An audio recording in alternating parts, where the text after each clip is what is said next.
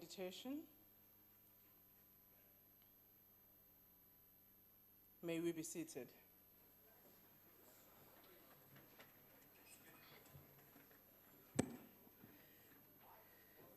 Honorable Ministers, Deputy Ministers, Honorable Members, Senior Officials, and our guests in the gallery, good afternoon and happy Africa Day. In terms of the Christian calendar, today is Ascension Day, so to the Christian community, we also say Happy Ascension Day.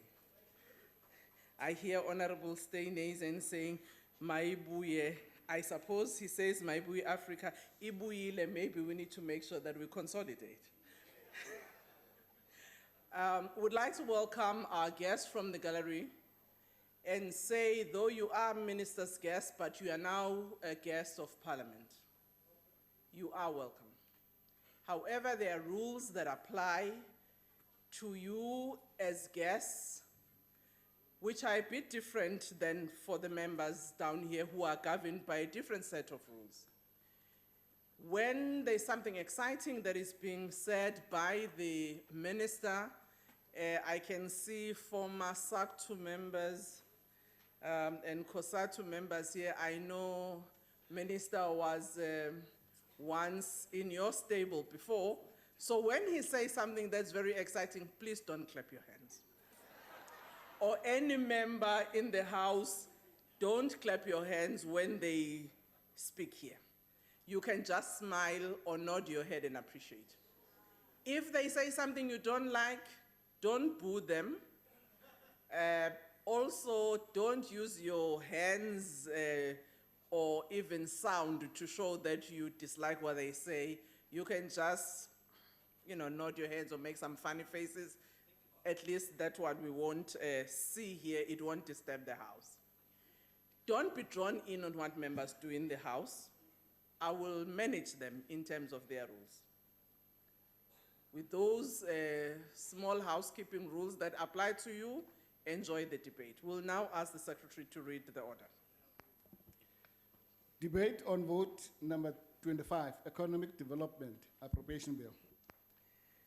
Honorable Minister of Economic Development, Honorable Patel.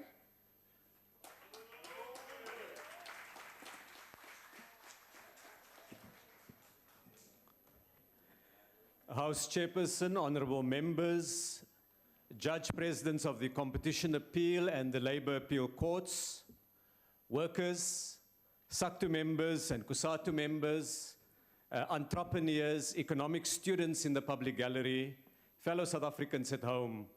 It is my pleasure with Deputy Minister Masuku to table the budget for economic development on Africa Day today. The global and domestic economic context shapes the work of the department and its agencies that make up the economic development portfolio. In its latest World Economic Outlook, the International Monetary Fund projects global growth at 3.5% for this year, and it devotes a detailed discussion on the decline in worker share of national incomes across the world.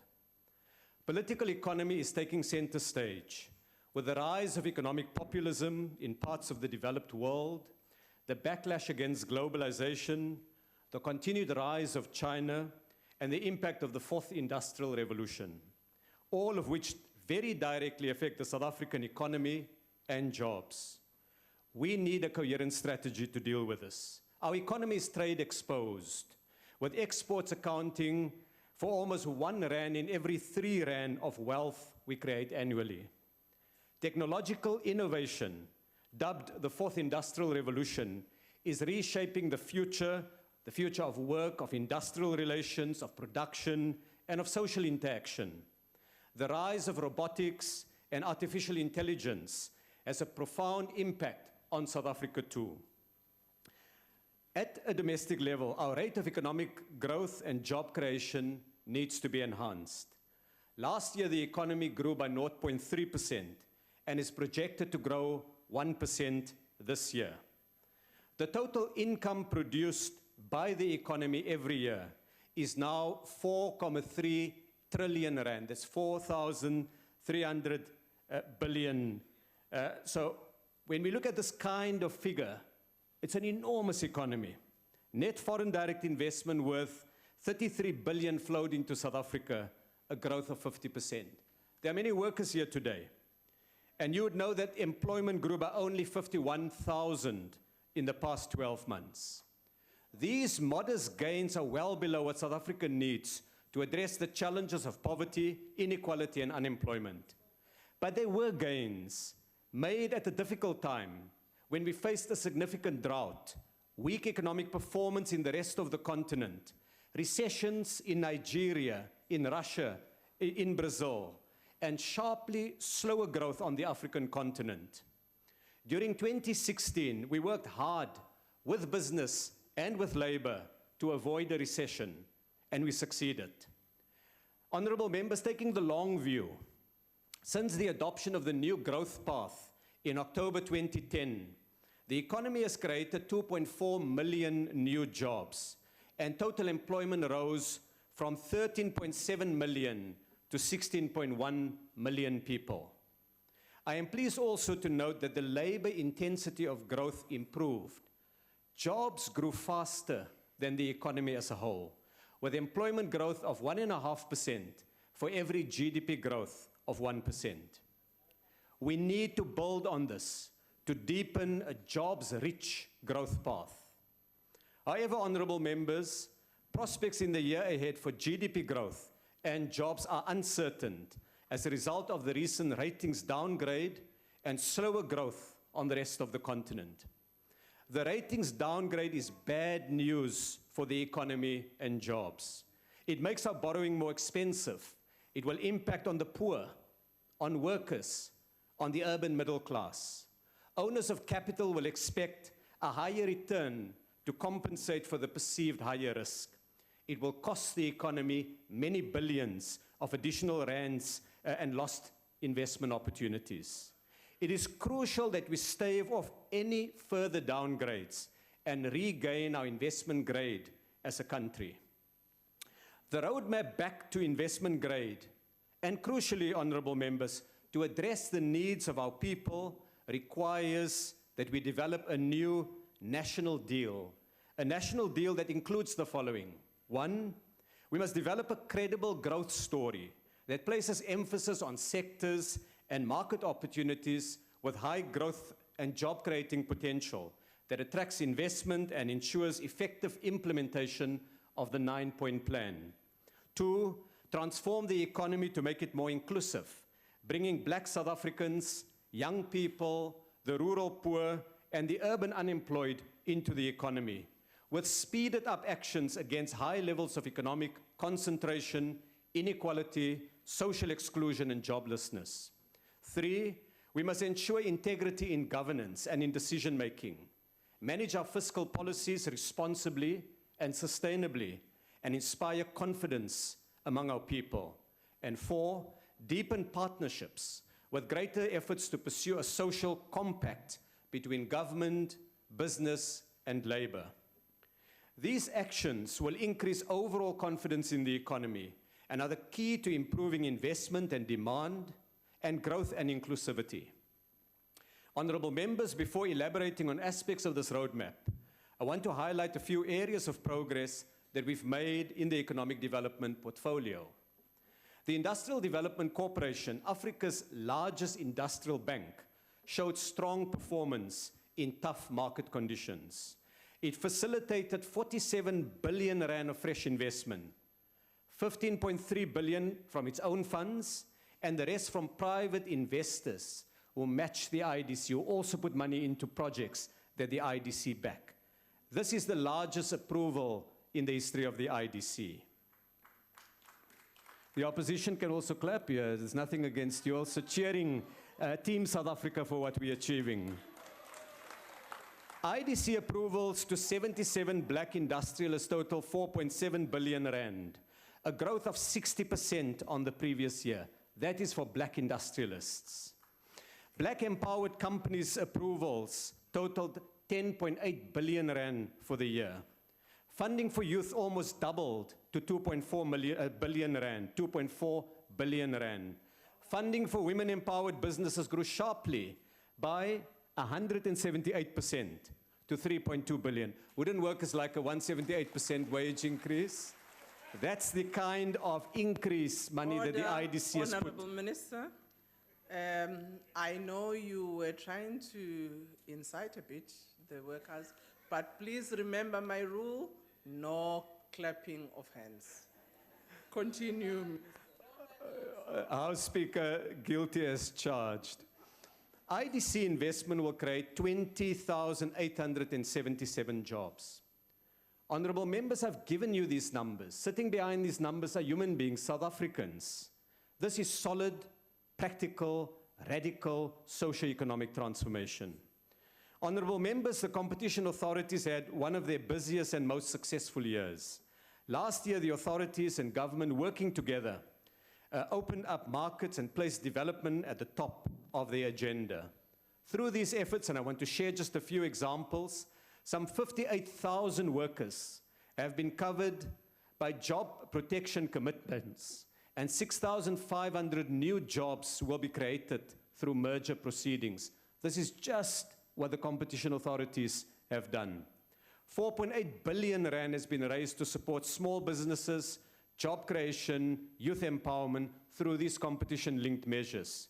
And 120,000 spaza shops and retail outlets will now have the freedom to use a portion of the fridge space that the large companies pay for to bring in competitive products to compete with the new near-monopoly large suppliers. It's about giving the small players in the economy an opportunity to get in there. Appetizer, and I don't know how many fans there are, has now significant black shareholding as a result of the competition transaction. And it's already buying more local grapes for their Grapetizer product. We're tackling cartels and price fixing in a number of product markets. Last year, the authorities fined a large steel maker, ArcelorMittal, 1.5 billion rand for its abuse of dominance in the steel market. We're busy with market inquiries that will lift the lid of practices in private healthcare, the grocery retail sector, public transport, and the liquid petroleum industry, whose report has been tabled in Parliament. We're developing new models of empowerment. The construction industry, through the 7 largest companies, has now embarked on a major transformation program with major companies, 4 major companies selling large blocks of shares to black South Africans. In all, this deal will place construction turnover of more than 130 billion rand in the hands of black South Africans over the next 7 years. Turning to trade, honorable members, Africa remains the key to our future progress. On Africa Day, we note that the continent accounts for an enormous quantity of South African-made exports, 320 billion rand. It supports 250,000 South Africans in direct jobs. And if you count the indirect jobs, 900,000 South African jobs are dependent on our economic relations with the rest of the continent. We must deepen this economic relationship in trade, in infrastructure development, in investment. Africa's relationship with China will need to be carefully managed. China is now Africa's largest economic partner. A new research report by McKinsey ranks China as Africa's largest trade partner, the biggest investor in infrastructure, the fastest growing source of foreign direct investment, and the 3rd biggest foreign aid donor. It estimates that there are more than 10,000 Chinese-owned firms on the continent, ranging from small family-owned shops to large multinational corporations. But every relationship comes with challenges and difficulties. It is our job as government to ensure that we protect South Africa's national interests and sovereignty, that Chinese investment and market access is directed at creating jobs here in South Africa and on the continent, ensuring technology transfers and local supply chains, exporting more manufactured goods and value-added products to China and to global markets, and using local labor and local managers. In other words, Africa cannot only be a market for others. It should be developed into a world-class manufacturing sector. That can be a great goal for us to set on Africa Day today. One example of our local relationship with China is the agreement to invest 4.3 billion rand in setting up a new car-making plant involving the Beijing Auto Industrial Corporation and the IDC, and we expect construction to start by July this year. Honorable members, on infrastructure. Investment in infrastructure has grown in the past year. 300 billion has been invested in the National Infrastructure Plan by the public and the private sector. That's more than 1 billion rand every working day spent to improve the foundations of the economy and of service delivery to our people.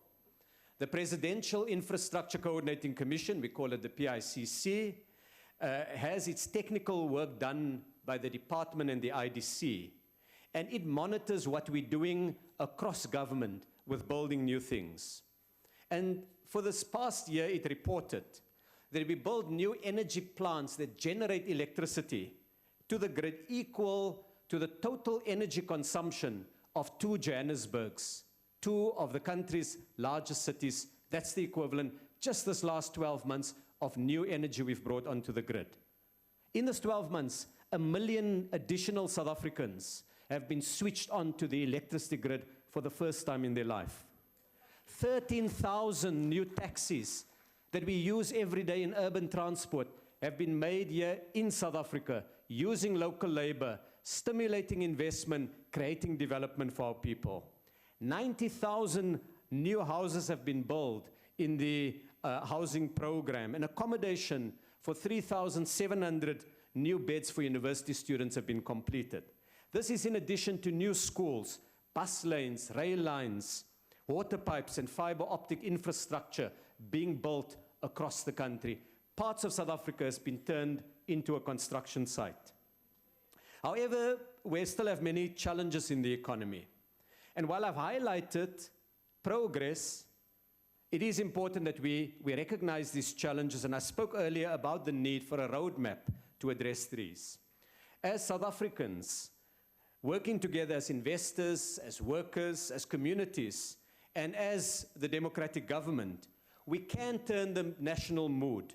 We can turn it away from despair to one of hope, optimism, and action. This needs a capable, honest state and social partners who each bring important parts to what is needed for a broader deal involving all South African patriots. The foundation of this is the South African Constitution. It is an empowering framework, not a shoddy compromise as some would have it. The Constitution is not a constraint to radical and bold actions.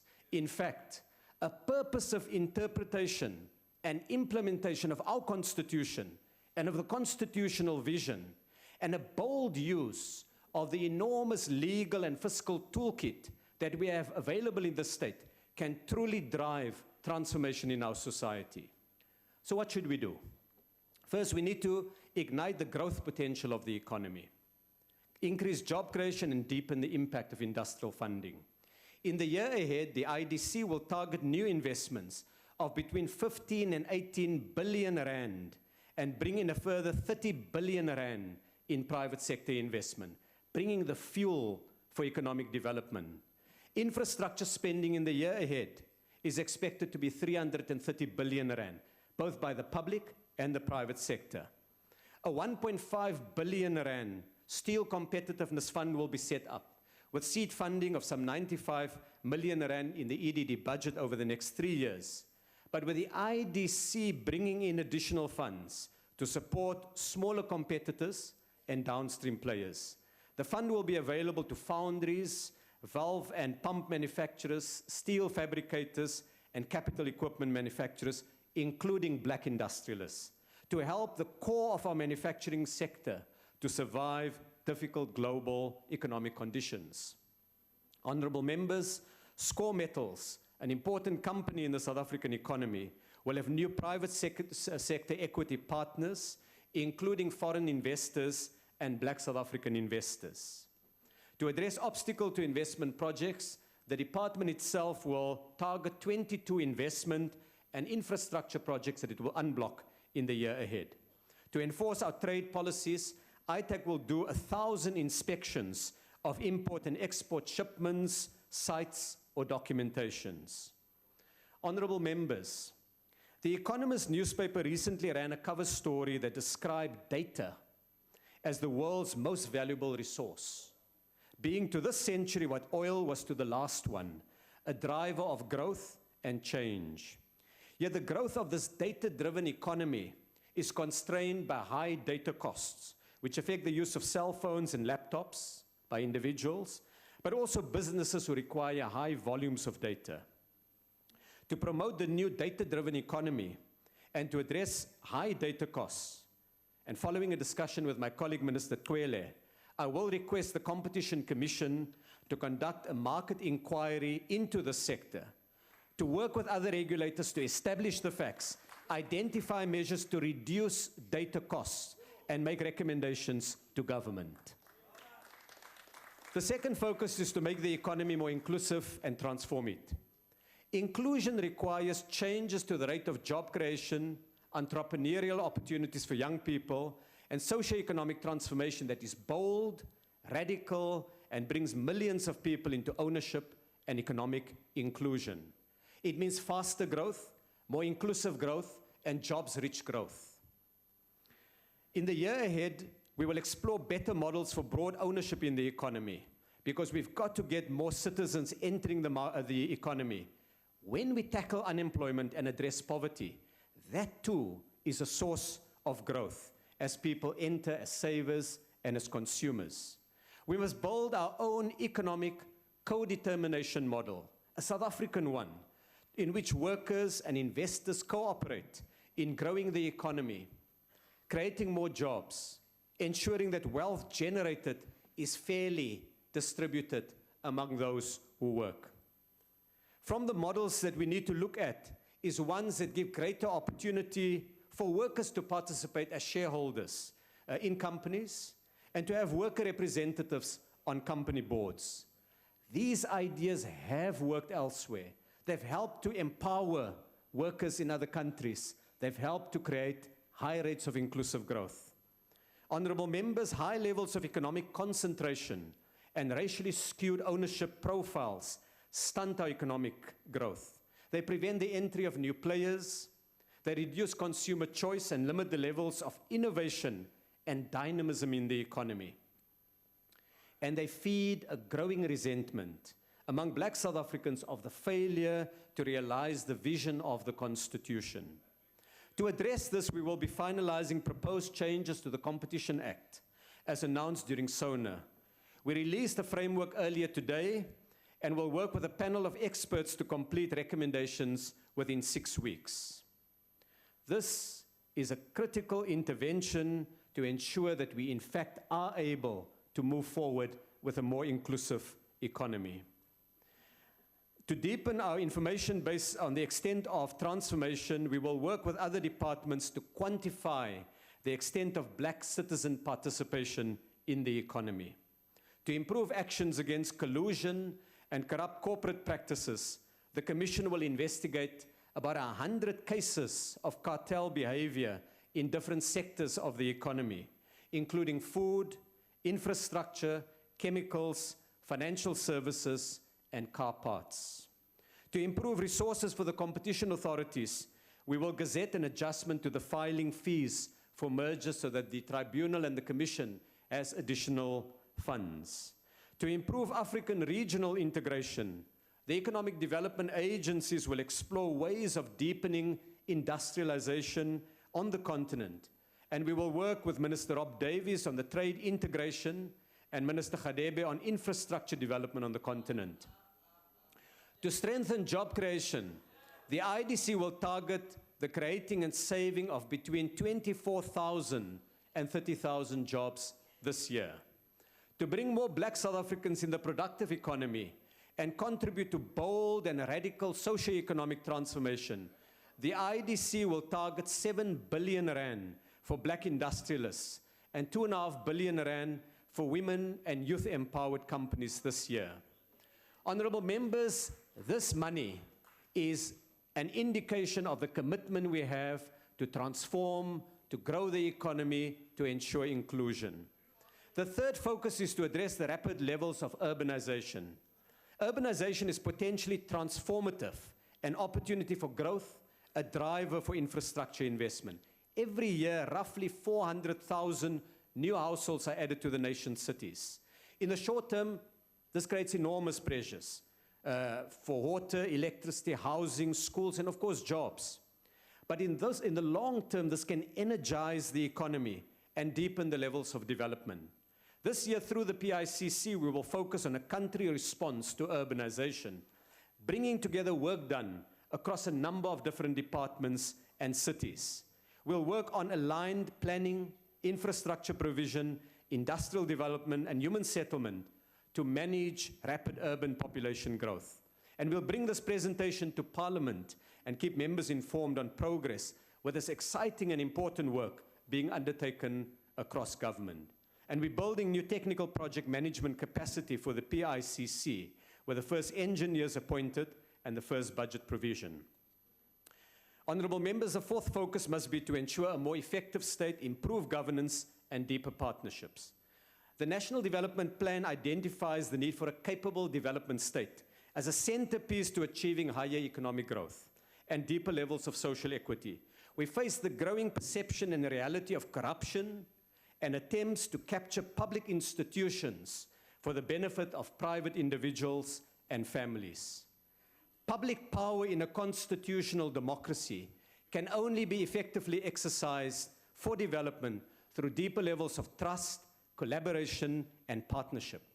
When there are real and legitimate concerns about corruption and state capture, about the diversion of the people's money to improperly benefit individuals, our ability to forge a partnership between the state and the rest of society is seriously undermined. Cabinet recognizes that state-owned companies will have to improve governance and economic performance. Parliament is already playing a tougher oversight role in this regard. One of the institutions responsible to my portfolio is the Industrial Development Corporation. The IDC has extensive systems of corporate governance in place, and its board and management places a high priority on integrity in decision-making. To further enhance transparency and accountability, the IDC will, from June this year, publish details of all the investors to whom it provides industrial funding. It's open governance, it's open books, it's making sure that we do the right thing. As we build real deep partnerships in the country, business will need to accept the need to work differently, create more jobs and invest more. Organized labor will be asked to bring resources of union investment companies and the sweat equity of workers. Communities can bring the creative spirit of young people. Minister, if you can round up. Yeah. And government must bring an effective and capable machinery to the compact. In this way, we can build confidence in the future of the country. We can build a country that we are truly proud of. Honourable members, House Chairperson, in the year ahead, we will step up efforts working with colleagues in the economic cluster to radically transform the lives of our people, to ensure deep and meaningful socio-economic transformation. And in this context, I wish to thank the Deputy Minister, the heads of agencies, the staff for the work that they've done to get South Africa working, and the Portfolio Committee. It is now my pleasure to table the economic development budget before this august House. Thank you very much. Thank you, Minister. Honorable Coleman.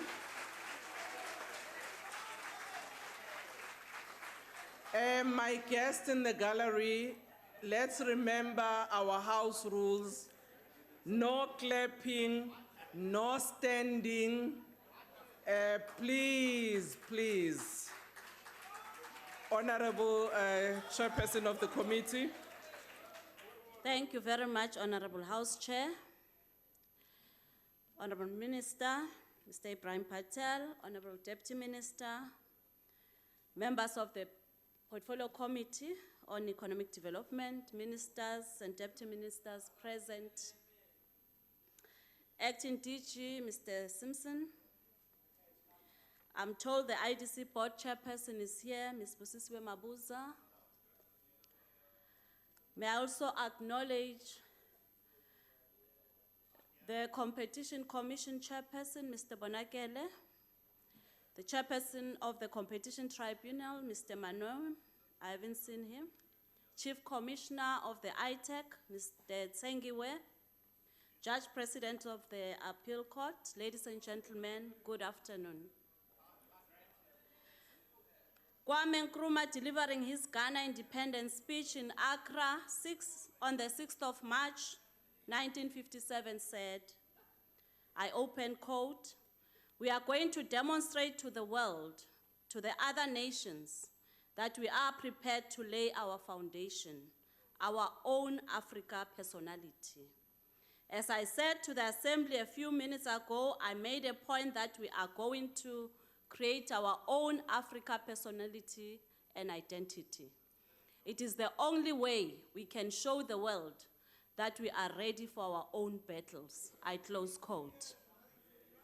Our own son of the soil, speaking on behalf of the National Liberation Movements at the special meeting on Africa Liberation Day during the International Conference on Sanctions Against South Africa on this very day, 25th of May, 1981 in Paris. He had this to say, I open quote, "Let there be no doubt, the governments and peoples of independent Africa have made tremendous sacrifice. Their economies have suffered, their development handicapped, in some measure at least because of the need to allocate resources to the liberation of the entire continent," I close quote. This sentiment remains largely true to this day. We must, however, celebrate our independence from the dark shackles of the past and continue to struggle for the total emancipation of our people.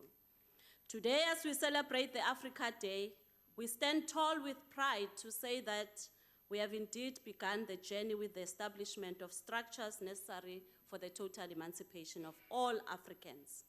The journey might be long and hard, but for as long as we have the will, the people, and God with us, nothing is impossible. Let's honor those who passed on in their endeavor to liberate me and you, African sons and daughters. Remember, it is not yet Uhuru. Happy Africa Day, South Africa. Honorable Chair, in welcoming the budget of the Economic Development Department and its entities, I wish to point to the global economic situation that directly impacts on the South African economy. Global growth rates are still relatively subdued, with Chinese growth lower than its historic highs and Europe still stuck in a low growth trend. The latest IMF projections now put global growth for this year at 3.5%. However, growth on the continent is lagging below the global level, with the focus for this year for sub-Saharan Africa being 2.6%. Europe's growth is projected at 1.7%. This will impact on our economy as we are not seeing the lift to domestic growth from external demand. For this reason, I want to endorse the framework outlined by the Minister today. I think it is indeed a grand framework if it is to be followed to the latter of what we as a country should do. South Africa must address the legacies of our past and the deep and unsustainable levels of economic concentration. Our people feel excluded, and we must act with speed and urgency to deal with this. I therefore welcome very warmly, Minister, your announcement of changes to the Competition Act that will be tabled to drive radical economic transformation. The Portfolio Committee is ready to work with the Ministry and the public to ensure a quality piece of legislation is finalized for this August House to consider. Over the past parliamentary term, the committee gave the department the necessary space to set itself up as an important vehicle for economic development, and more noteworthy, the vitally important that of economic transformation. It is with this understanding then that as we approach the midterm of the current MTSF period, the committee has taken the view that the speed and vigor with which the mandate and objectives of the EDD are delivered have considerably improved. We've noted in our report that our engagement with the 2017-18 MTF come at a particularly challenging economic period for most parts of the world, but even more so for South Africa. The recent rating downgrades call for things to be done differently and done in a coordinated and cooperative manner. The old case of all hands on deck has never been more relevant than it is now. We have thus called on the department and its agencies to reach out to their peers in government and other relevant players in society to find innovative ways of resolving the challenges our country continues to face, especially in relation to rural economic development. We stand firm on the character our budding economy ought to assume in full, that is of a competitive and inclusive nature. This is coupled with the urgent need for the creation of decent employment. The committee supports the current plans of the department, but will continue to exercise the necessary rigorous oversight as we are called by the people of South Africa. The committee expressed concern on impact and progress made in developing the rural and remote areas of the country. Although it is understood that this is an area that, because of its complex nature, cuts across a number of government programs and thus departments. The department is encouraged to work with other departments and entities in coordinating the economic planning for this and report to the committee on progress made in addressing spatial development and urbanization challenges in the country. This goes hand in hand with our request for, with our request for regular reports on the impact of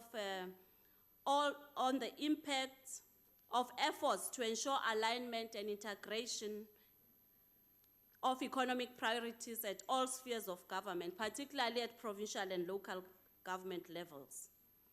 The department has begun, though, working on the latter under the leadership of the Deputy Minister, and we commend that. Honorable Chairperson, the work of our competition authorities is central to the firm establishment of an economy that espouses inclusive growth. The further capacitation by way of appointment of a deputy chairperson and a part-time commissioner at the Competition Tribunal is acknowledged. The committee had called for this over the past few years and hopes that this will go a long way in advancing the progressive work of that organization. Mr. Enver Daniels, I'm not sure whether he's here, is the new deputy chairperson, and Professor Halton Schindel, a part-time member of the panel. We congratulate them on their appointments and wish them well in the execution of their duties. That said, the filling of key posts at other entities is of equal importance. The further acquisition of the necessary expertise at the Competition Commission and ITEC is one of the recommendations we have made in this regard, and we implore the Minister to act on it with the obligatory agency the matter deserves. The increasing workload of the organization in the competition and regulatory space may need deliberate assessment of their human resource structures to ensure that they keep up with the work. Chairperson, the Competition Commission must be supported in continuing its excellent, well-standard work on its enforcement and advocacy program. This includes past, current, and planned work on cartel investigations, abuse of dominance investigations, measure investigations, as well as market inquiries. This is an institution that continues to set the standard in the public service and which should be commended for the independence with which it had delivered the work done. It must be thus afforded the necessary support financially and in terms of skills acquisition and the legislative support. The committee looks forward to continued engagements on how that support can be strengthened. While on this, I know that my colleague, Mr. Tliane, will be speaking more. May we appeal to the banking sector identified under cartels to cooperate fully with our competition authorities. This is for the good of the country and also of the financial services sector in general. May we in the same vein thank those banks that availed themselves voluntarily. They've shown the nation that they are prepared to play fair while helping to encourage competitive, inclusive, and participatory economy. The IDC continues to play an important role in the space of economic development, especially in encouraging new entrants into the mainstream economy. Those who have not been afforded the opportunity previously are also given that opportunity by the IDC, especially in developing or establishing new industries. The committee acknowledges the efforts and the good work done by this entity, even during these difficult times. It is our hope that the granting of the BBBE facilitator status to the agency by the DTI will be used to find innovative ways of promoting economic empowerment as part of IDC's mandate. Similarly, the Steel Development Fund granted by the National Treasury to the entity must be used besides strengthening subsidies to support smaller players in the downstream of the sector. The most notable recommendations we have Honourable made to the member, IDC, Your time which we is up. believe will be. May I thank all who helped the committee to produce this report, especially the minister, the deputy, the staff of the EDD, the support staff of the committee, and all Honourable those member, who are your in time is charge. up. The committee you. support the budget. Thank you. Honourable Cardo.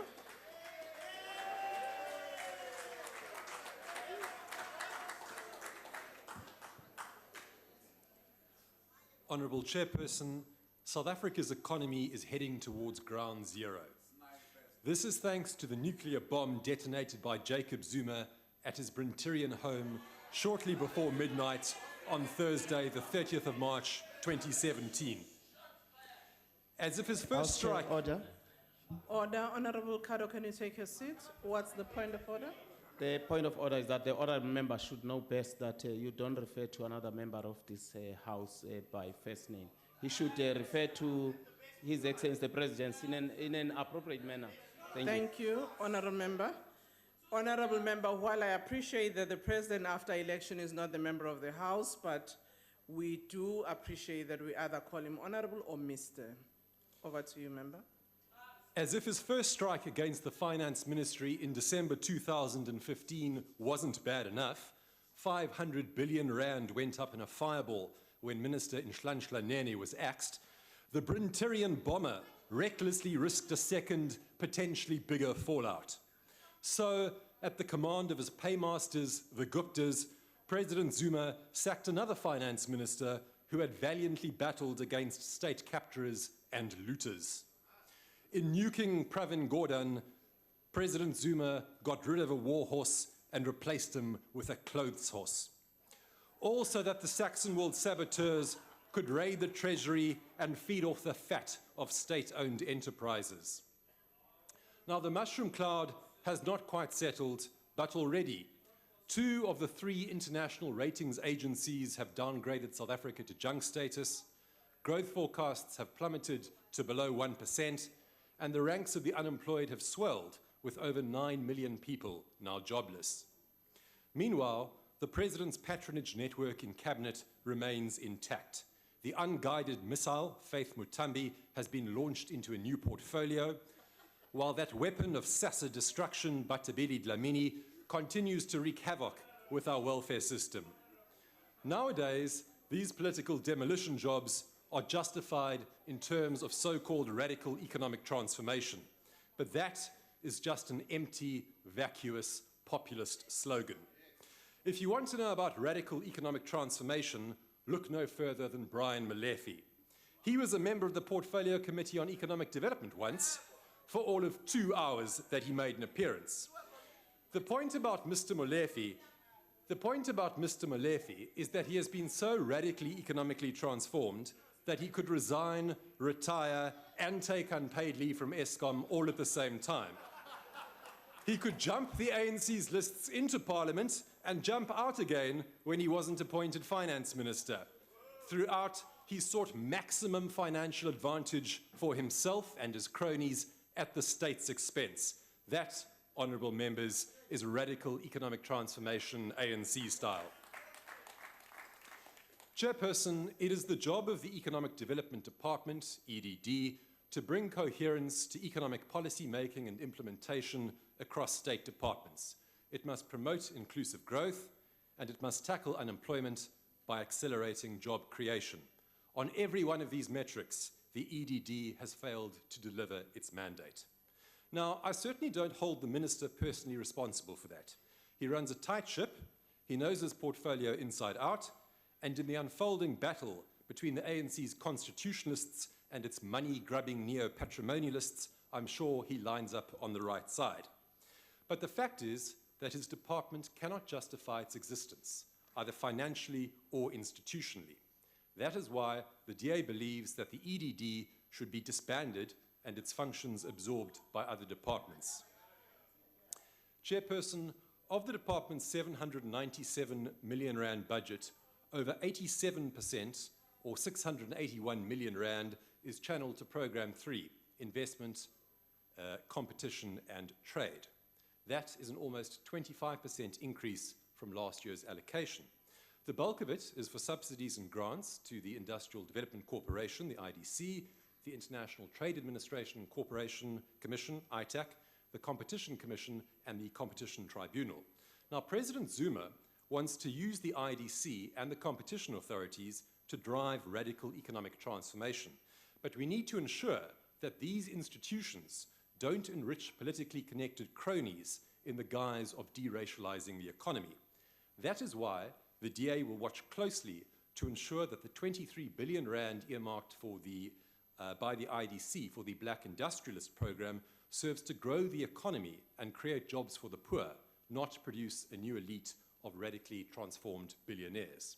And that is why the DA will keep up the pressure on the IDC to reveal exactly who these industrialists are, what industries they're building, how much money they're getting from the IDC, and what the return on investment is.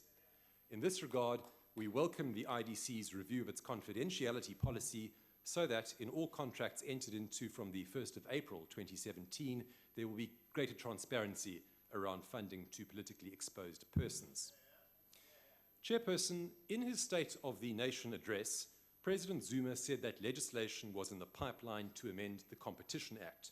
The aim, he said, and I quote, is to have a more inclusive economy and to deconcentrate the high levels of ownership, close quote. The Minister has expanded on this commitment today. But let us be frank, the Competition Act is not the right tool for solving the exclusion of many black South Africans from the economy. Making the economy more inclusive isn't about breaking up large firms.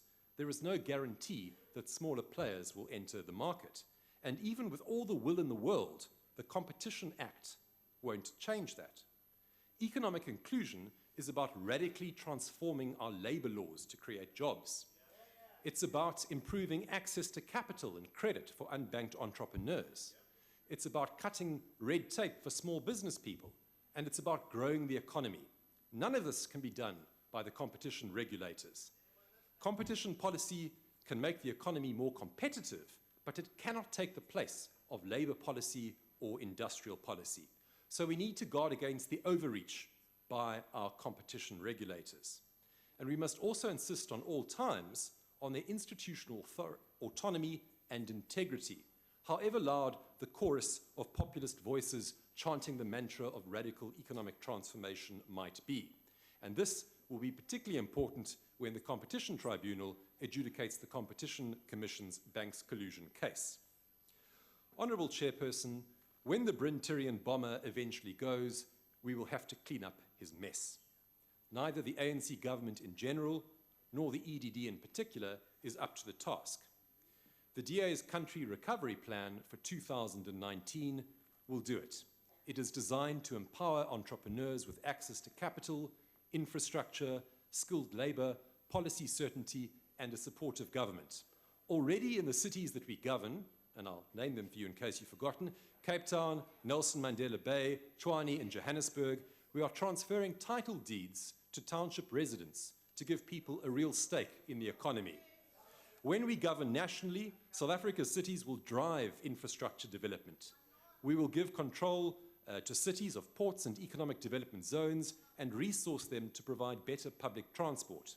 The DA's country recovery plan will rapidly transform the lives and futures of all South Africans. By contrast, the ANC's radical economic transformation, or radical economic what, as President Zuma recently called it, is a hollow slogan, and we should see it for what it is before it leads to an economic nuclear apocalypse. I thank you. Honorable Mbata.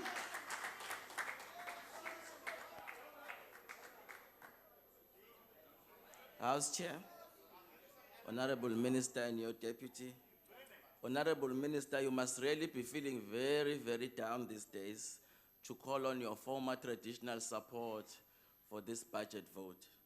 We feel your pain. Honorable Minister, you have friends in high places. Here is what I want to share with you. When there is nothing left to steal, the parasitic bourgeoisie and its ruling elite will always make a plan. What has been happening in South Africa, in particular with the passage of the big man himself here, Brian Molefe, is what is being planned as economic transformation. We can never allow the parasitic bourgeoisie in South Africa and its elite ruling class to distribute the economic prospects of South African citizens. Brian Molefe is a criminal character. Brian Molefe and all his friends connected to President Jacob Zuma, they have no transformation. They have no radical transformation except distributing economic opportunities for their friends. That is not what South Africans want. The Economic Development Department is one of those nice to have things in South Africa. And if you do not do that, you are actually following on the plans of the Nationalist Party, of which you have become. The second biggest economy in Africa needs a national industrial philosophy, which is what you do not have. Many sectors of this economy will forever hit a dead end because you do not have proper plans. You can no longer manage the economy that you did not create. The current economy that you are running, you've got nothing to do with it because it is an economy created for a very small few. For you to come into power, you needed to industrialize, open opportunities for those that were not in the economic arena, and make sure that every available opportunity is turned into a multiplier. We need to use our mineral resources to diversify and industrialize and nationalize strategic economic sectors. We need to nationalize all research development patents produced by the public universities in order to give impetus to new opportunities and new industries, and hence be able to follow on the promises of the fourth industrial revolution. As it stands today, we are comfortable with the IDC. We think it is in good hands, and we think it is in good shape. But the IDC cannot continue as it is. It requires a new philosophy that will change the way it thinks about small and medium-sized businesses. They can no longer be called that perpetually. We are happy that the IDC has promised to pull rank on politically connected persons for deeper scrutiny so that those persons do not become the actual beneficiaries for so-called radical economic transformation. Every citizen should have a fair chance. We are comfortable also with the work of the Competition Commission, but it is our wish that the following industries who were caught off guard while price fixing, that their bosses should be in jail.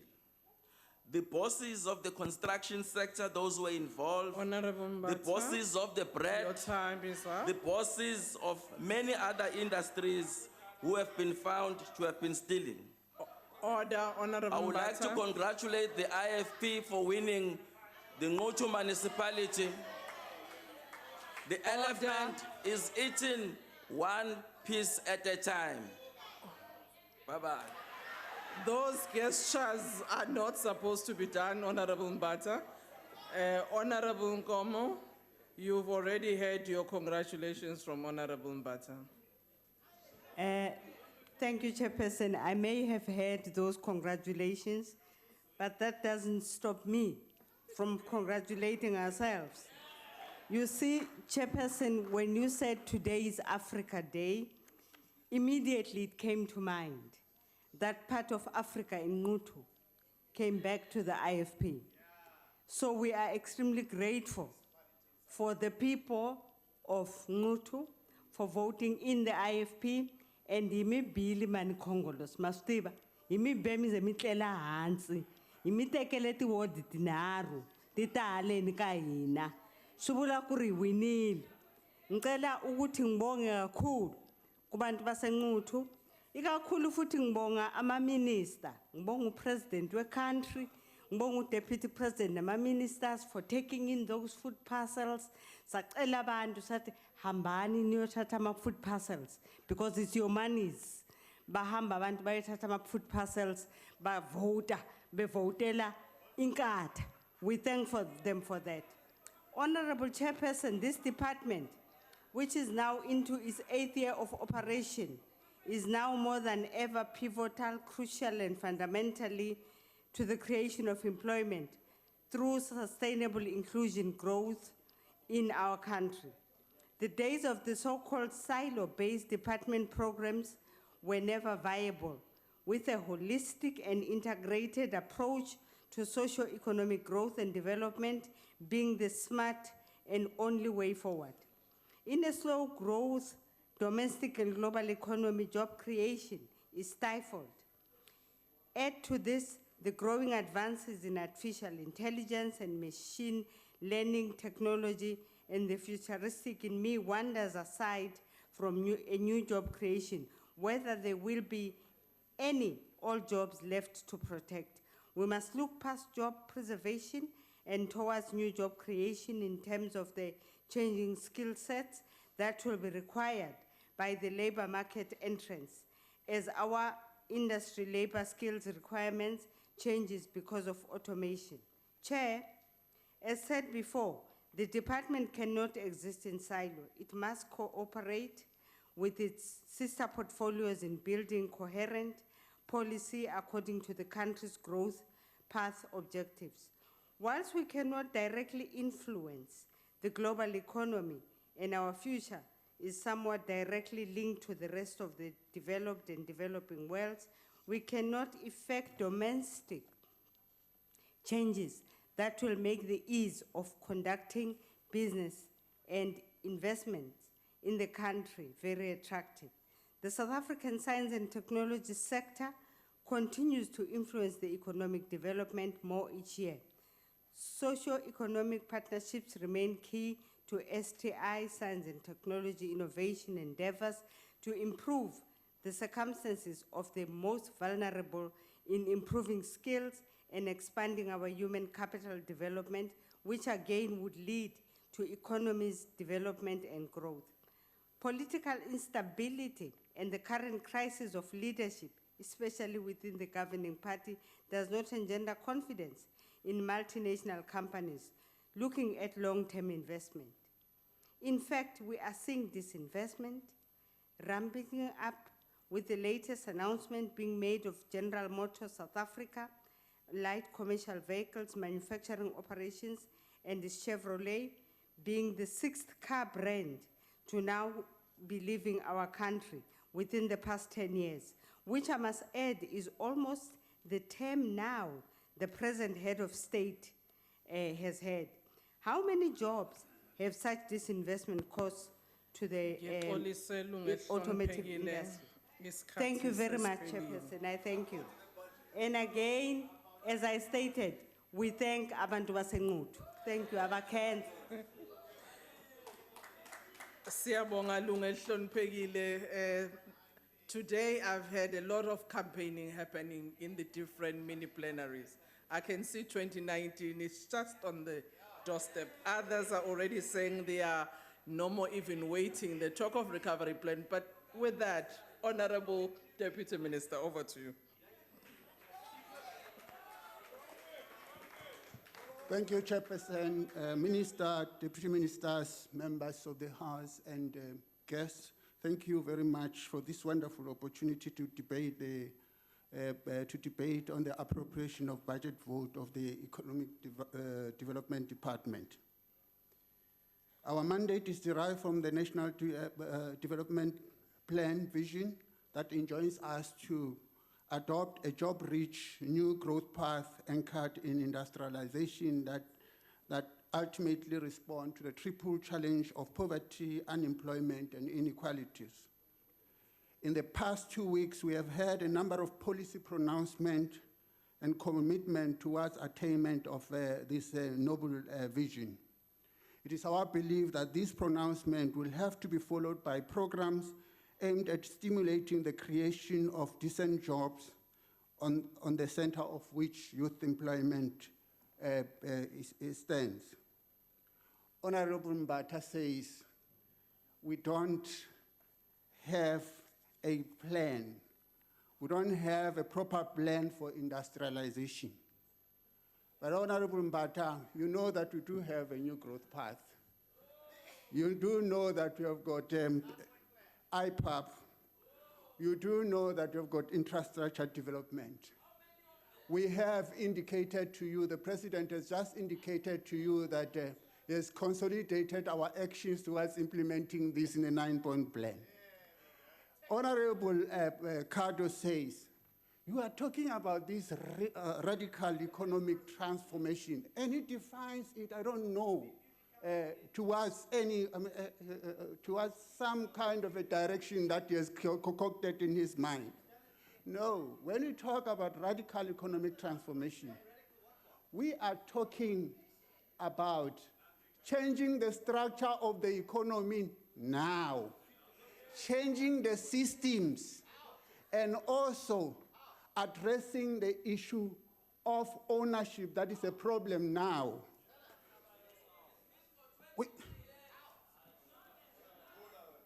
EDD's preoccupation at the current moment, additional to what the minister has just mentioned, is about ensuring alignment efforts across the national department and agencies, as well as ensuring vertical alignment across 3 spheres.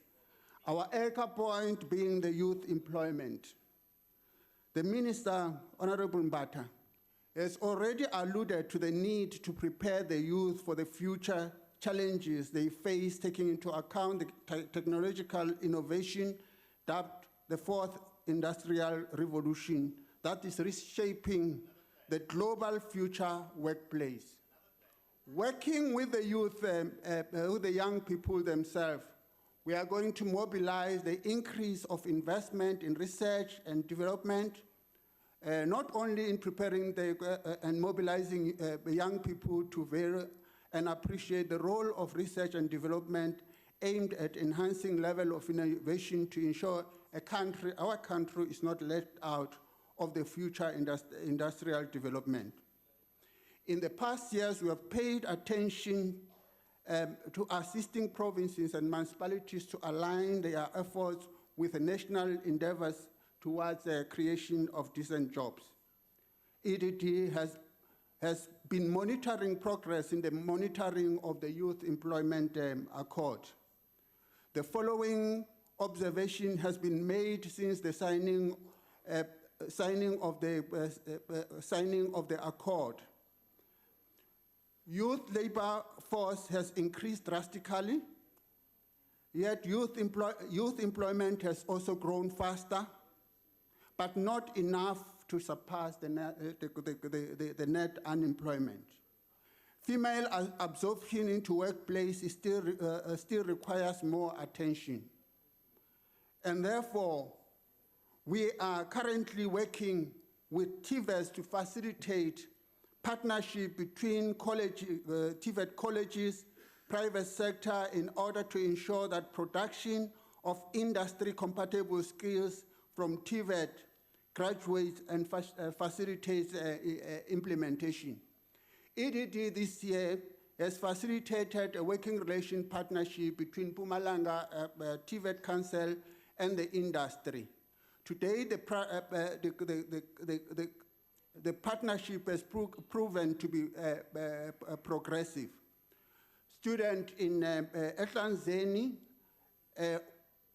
underwent workplace-based exposure through training provided by RCL. RCL launched a lecture exposure program. And in the Gert Sibande TVET, there we have had a partnership between SOSOL and the Gert Sibande TVET that has resulted in an interaction between SOSOL and the TVET. We are going to go in the next year to Metsimahulu and facilitate another partnership between SOSOL and. In the current year again, what we have done is a number of programs have been established towards the support of youth entrepreneurship and cooperative development. This includes set aside in procurement and financial assistance and assistance. Companies have committed in supplier development programs. In the past year, we've worked with the National Youth Chamber of Commerce and Industry to identify opportunities and build capacity among the youth to exploit the opportunities for their own companies. The Youth Chamber, through the partnership, has made major scores. They have worked together with Mbombela towards making sure that the 30% set aside for the youth is met. They have come up with a youth enterprise development program that is going to interact, that they are going to use to interact with the local industries so that the youth can take opportunity to those industries. They have also established a portal where industries are going to look at companies and match with their sectors. In the coming years, we want to use the platform of the Youth Chamber and industry to foster practical implementation of the 9-point plan, facilitate for more private sector engagement in the involvement of youth, and want to use the 9-point plan as outlined by the President when he delivered the SONA on the 9th of February 2016 to ensure radical economic transformation is realized. Finally, I want to say to the Minister, to the DG, the staff, the committee, and our stakeholders, it has been such a wonderful thing to work with you. Comrade Oliver Tambo says, children of any nation are the future, a country and a movement, and a person that does not value its youth doesn't value Thank you very much, Honourable Deputy Minister. Time has expired. The next speaker is Honourable Matsimbi.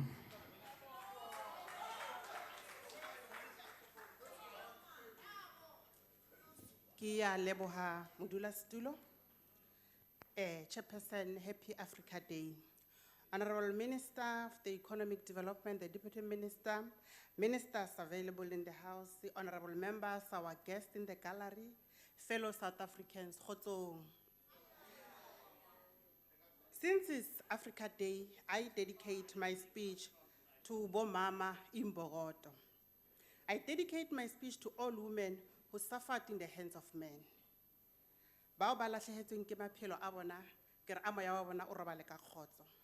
Those who are still enduring the abuse in the name of love, my advice for them is walk away while it's still safe before it's too late. Bana besho ba wileng ka mahlong, ke re Jehova a le homotse, a le etse hantle. Chairperson, I speak in support of the budget of the department and the excellent work that it is doing. I want to focus on infrastructure and industrial projects to highlight what we need as a country. Members, infrastructure is the lifeblood of our country.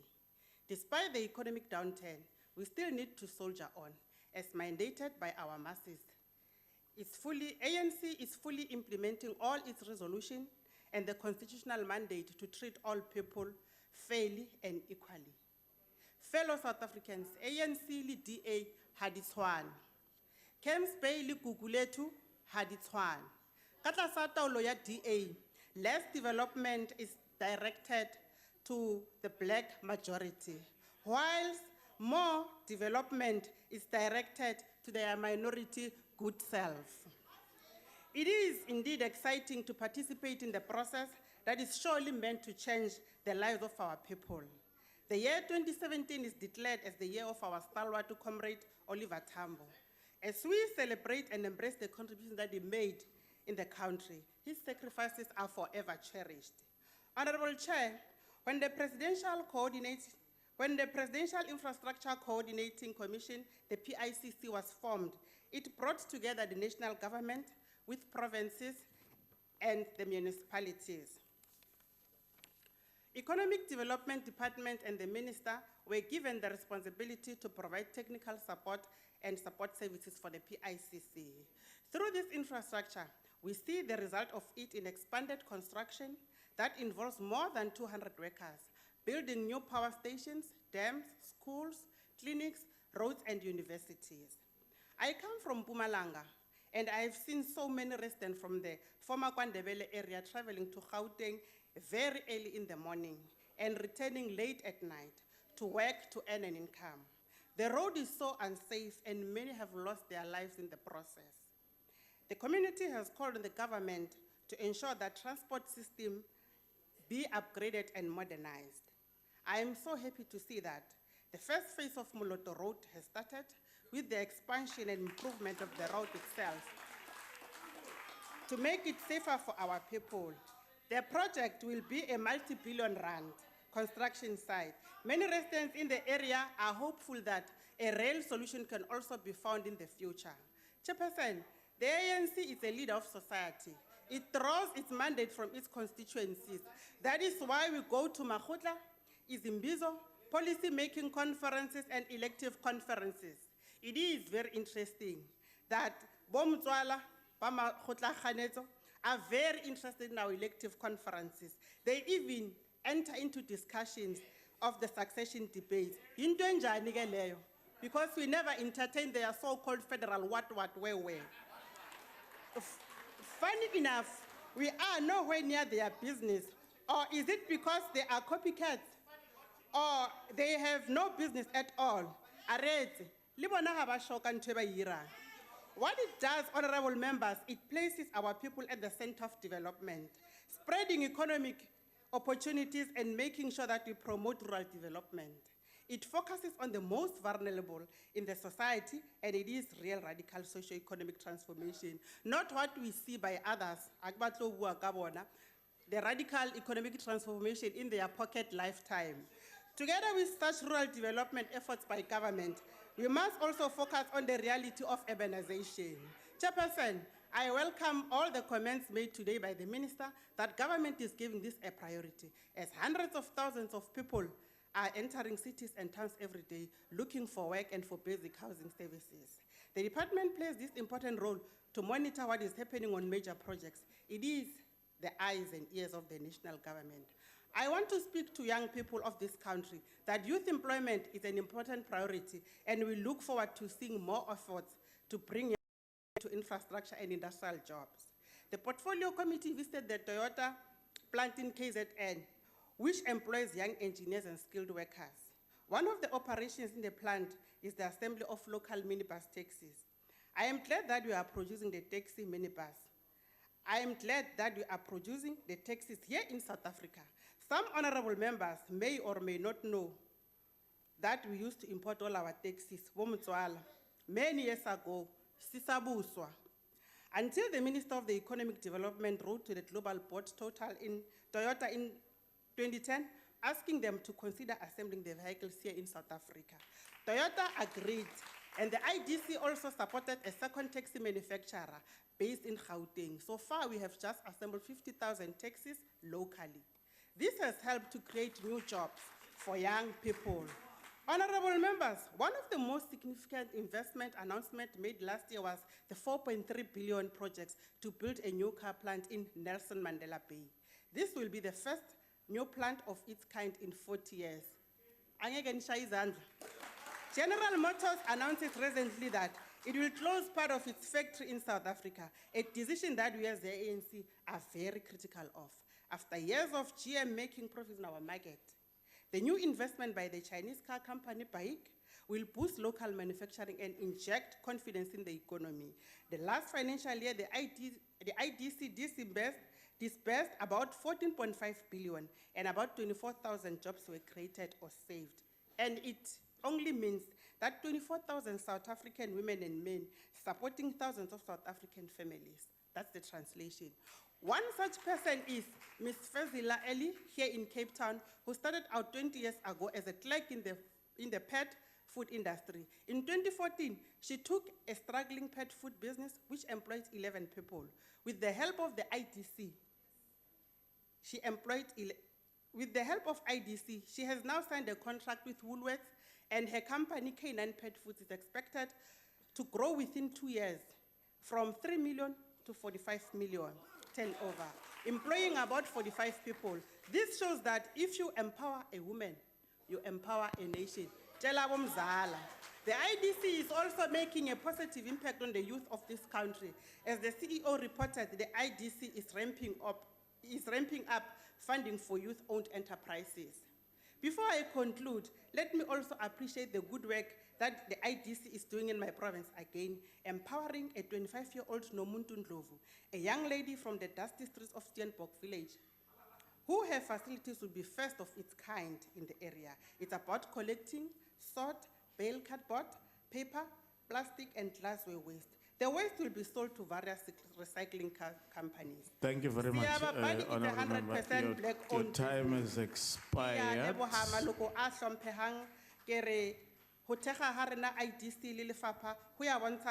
Thank you very much, ma'am.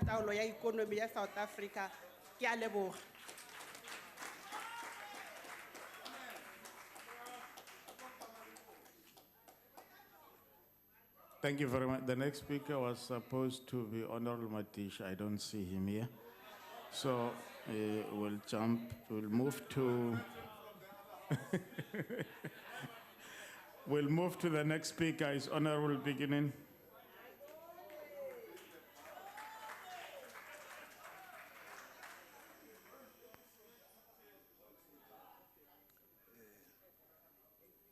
Thank you very much, Honorable Chair, Honorable Minister and the Deputy and the Chair, Honorable Members and colleagues. House Chairperson and Honorable Members, in this year of our Tambo and on Africa Day, I want to support the budget first and foremost.